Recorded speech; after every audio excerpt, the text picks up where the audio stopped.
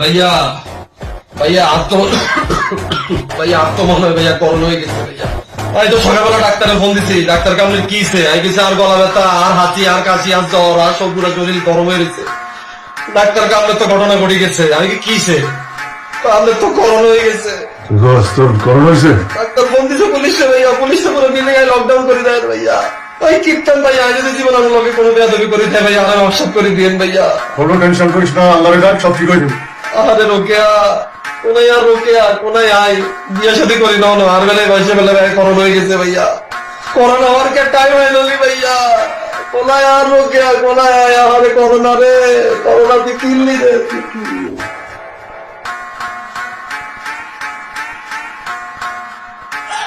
ভাই এই লকডাউনের ভেতরে হয়ে না যাবো। বেটা কাবিলার তো করোনা আছে, এই বাসায় এখন ডাক্তার আইব, পুলিশ আইব, বিল্ডিং লক করে দেবো।